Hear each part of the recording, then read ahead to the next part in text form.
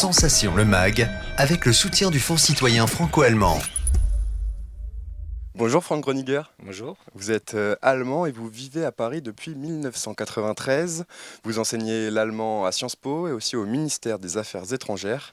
Et vous êtes l'auteur de 12 Frankreich, les aventures d'un Allemand à Paris. Un livre que vous avez sorti en 2021.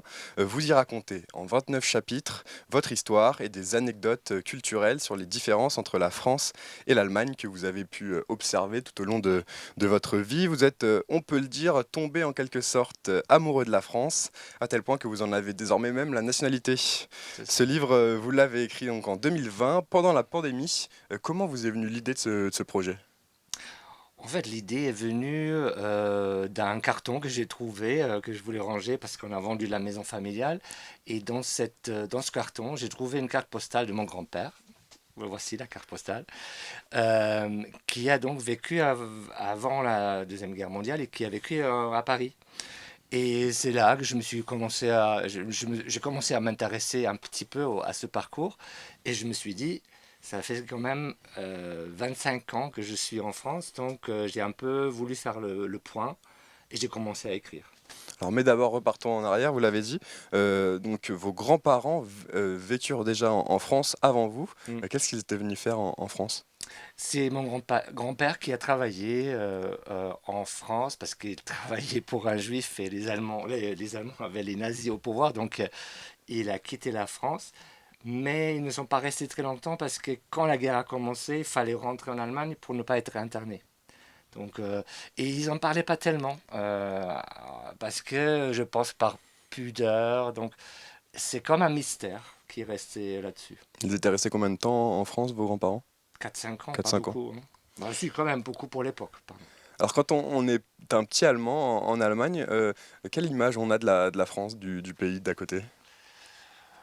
Un petit Allemand dans les années 70, hein, donc il n'y a pas Internet, etc. Donc c'était très cliché, glamour. Ce que j'ai connu, c'est Mireille Mathieu comme chanteuse. Voilà, ça reste très cliché quand même. Donc ensuite, vous avez fait vos premières vacances en 1979. C'était donc vous avez fait Versailles, Paris, les plages de Normandie Ouais. aussi. Qu'est-ce qui vous a le plus surpris de la France à ce moment-là?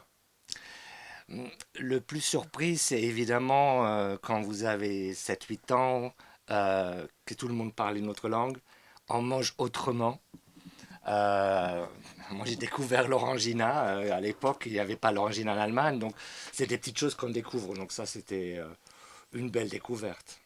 Puis vous racontez donc dans le livre une anecdote lorsque vous jouez à la guerre Mhm. avec votre petit frère sur les plages de Mhm. Normandie. Ça n'avait pas trop plu à votre maman. Pourquoi? Oui, en fait, comme tous les enfants ou tous les garçons, on jouait à la guerre ou au pistolet. On se tirait dessus avec des pistolets fictifs. Et ma mère m'a pris à part parce que je suis le plus grand. Et elle a dit, il faut pas jouer à ça en France parce que les Français vont penser que les Allemands adorent la guerre. Et à un garçon de 8 ans à peu près, ça marque quand même parce que les Français jouaient bien à ça, pas de problème. Mais moi, allemand, donc c'est ma première vraie prise de conscience Qu'il y avait des différences oui, entre... et du passé aussi, du poids du passé. Mm. Est-ce que ce passé familial donc que vous avez raconté avec vos grands-parents explique cette attirance que vous aviez pour la France? Dans le livre, vous la décrivez, vous vous dites que vous aviez une attirance pour ce pays et que Mm. ces premières vacances vous avaient énormément plu et que vous vouliez retourner vivre là-bas. Je ne sais pas si c'est l'histoire de ma famille. Les premières vacances, c'est toujours bien, mais peut-être ça aurait été bien aussi dans un autre pays. C'était plus la deuxième fois, j'avais 17 ans à Paris. Et c'est là, ça fait très cliché, mais c'est comme si j'ai compris que c'est là que je dois vivre. Et donc j'ai tout fait pour venir vivre à Paris après. Et comment vous l'expliquez? Vous l'expliquez pas, cette attirance, cet Bon, peut-être attrait? déjà, je viens d'une petite ville en Allemagne. Vous arrivez dans une grande ville, dans une métropole comme Paris. Ça, à l'époque, il n'y avait pas de grande métropole en Allemagne, c'était encore Bonn, la capitale. Il y a aussi quelque chose, bon, ce côté liberté dans une grande ville comme Paris qui m'a plu. Peut-être c'est ça. Et puis le français, comment est-ce que vous l'avez appris? Alors, C'est devenu ensuite votre métier d'enseigner le oui, français, mais non, d'enseigner l'allemand en d'enseigner fait. l'allemand Oui, au oui, français. oui. Mais Le français, je l'ai appris très tard, à 16 ans à l'école. Et après, donc, bon, je suis tombé amoureux parce que le son de cette langue me plaît. Et je suis parti après le bac pour un an comme jeune homme au père dans une famille française. et ensuite, vous êtes venu vous installer à Paris, vous en avez fait votre carrière ici. Mm. Quel a été votre parcours professionnel jusqu'à maintenant?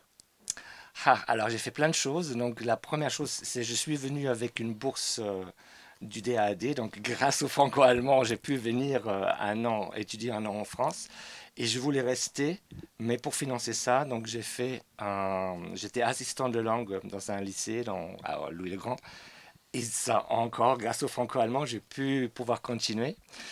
Et comme ça, au fur et à mesure, j'ai glissé dans des enseignements. Donc j'ai commencé assez vite à Sciences Po, puis l'ENA, mais l'ENA est partie à Strasbourg. Et je suis arrivé maintenant, je suis donc au Quai d'Orsay aux affaires étrangères et j'enseigne aux diplomates, etc. Alors dans ce livre, vous revenez sur beaucoup de thèmes. On va s'intéresser à quelques-uns, on ne pourra pas tous les citer. Je laisserai les auditeurs découvrir le livre. L'un de ces thèmes, c'est la gastronomie française. Alors ici, on en est très fiers, on dit que c'est l'une des meilleures du monde. Vous avez noté des différences culinaires, j'imagine, entre la France et l'Allemagne.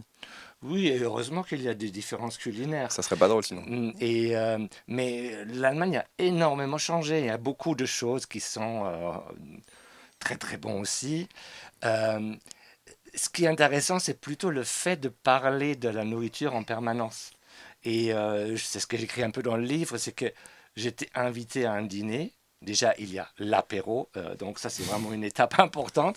Et puis, on mange quelque chose, mais on parle d'un autre plat qu'on a mangé qui était extraordinaire. Donc vraiment, c'est tout un art aussi de parler de la nourriture, de la bouffe. Que vous n'avez pas du coup, qu'il n'y a pas en Allemagne.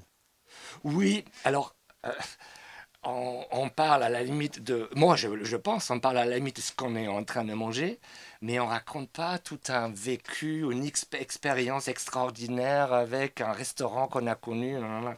Ça m'a frappé un peu. Alors dans le livre, vous traitez également des relations amoureuses et aussi de la bise. Vous avez noté des différences entre l'Allemagne et la France? Oui, alors déjà, il y a le mot j'aime. Ce que je trouvais intéressant, c'est que en France, on aime tout. On aime son café, on aime ses amis, on aime ses enfants, on aime nager, on aime sur Facebook. Alors que nous, on fait toute une différence à chaque fois. Parce que j'ai dit pas à ma mère, je t'aime, j'ai dit autre chose. Parce que je t'aime, c'est que je dis à une personne. Ou, donc ça, le j'aime, c'est vraiment partout. Et la bise, bon, ça, il y a plein de reportages, je pense déjà dessus, sur combien, quand, etc., Ça dépend qui des régions. commence, etc., Il n'y a même etc. pas d'unité nationale pour la Non, bise mais en ici. plus, voilà, Et en voilà. Allemagne, ça se passe comment? Bah, en fait, il y a aussi certaines personnes qui se font la bise, mais c'est surtout un milieu artistique, etc. Mais c'est beaucoup plus les Américains diraient le hug, donc on se prend dans les bras. C'est ça la différence. Et enfin, un des chapitres de ce livre s'intitule La France d'en bas, d'en haut et du milieu. Alors qu'est-ce que vous nous racontez dans ce chapitre? C'est une description sociologique de la France? Oui, mais plutôt de façon drôle, hein, parce que j'ai eu la chance, comme donc je suis étranger, je pense que je ne suis pas facilement décodable par les Français.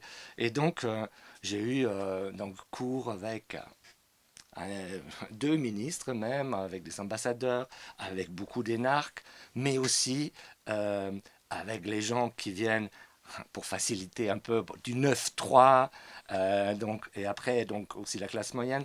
Et ça c'est intéressant parce que j'ai eu donc accès à vraiment une moyenne de Français, normalement on reste toujours dans son cercle Hmm. normalement. Et là je pense que j'ai eu quand même pas mal de connaissances et pas mal d'expériences. Et ça c'était intéressant je trouve. Et pour finir, donc, vous avez reçu un prix pour ce livre en Oui, 2021. oui, oui. Et j'ai d'ailleurs, ce que j'ai oublié de dire, c'est que je l'ai traduit aussi en allemand.